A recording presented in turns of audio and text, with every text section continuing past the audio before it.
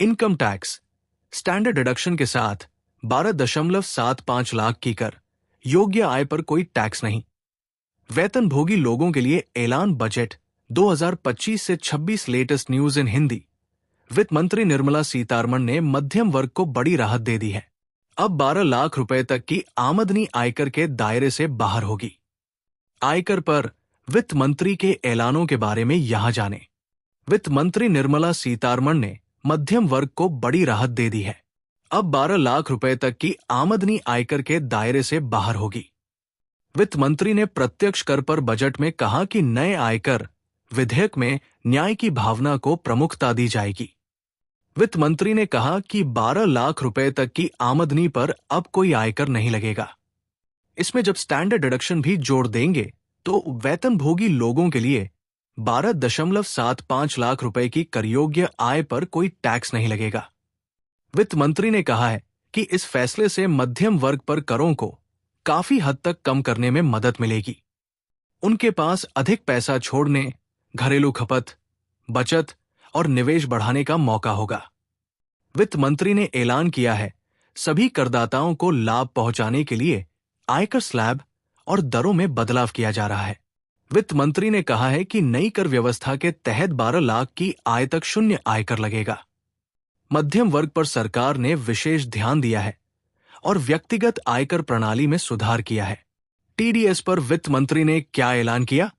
वित्त मंत्री ने अपने बजट भाषण में कहा है कि टीडीएस की सीमा में बदलाव किए जाएंगे ताकि इसमें एकरूपता लाई जा सके।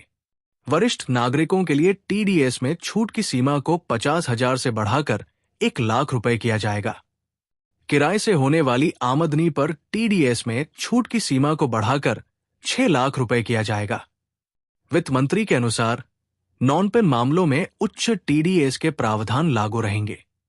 अपडेटेड रिटर्न दाखिल करने की सीमा को 2 साल से बढ़ाकर 4 साल कर दिया है। टीडीएस के मामले में बुजुर्गों को क्या फायदा? क्या मिला? ब्याज पर कर में छूट। किसे मिला? वरिष्ठ नागरिकों को। कितना फायदा? पहले ब्याज से होने वाली 50,000 रुपए तक की आय पर वरिष्ठ नागरिकों को टीडीएस नहीं देना पड़ता था। अब 1 लाख रुपए तक के ब्याज पर टीडीएस नहीं लगेगा। किराए पर टीडीएस से जुड़े क्या अपडेट है? क्या मिला? पहले किराए से होने वाली 2.4 लाख रुपए तक की आय पर टीडीएस नहीं लगता था।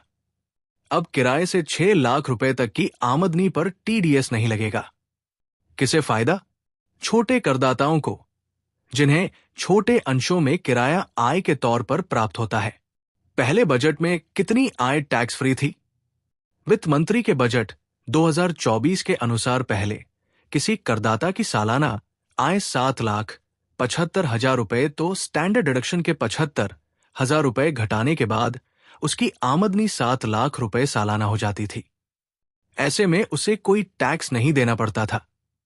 इसका मतलब है अगर किसी व्यक्ति का मासिक वेतन 64,000 या 64,500 रुपए के आसपास थी तो नई कर प्रणाली के तहत उसकी आमदनी टैक्स फ्री थी।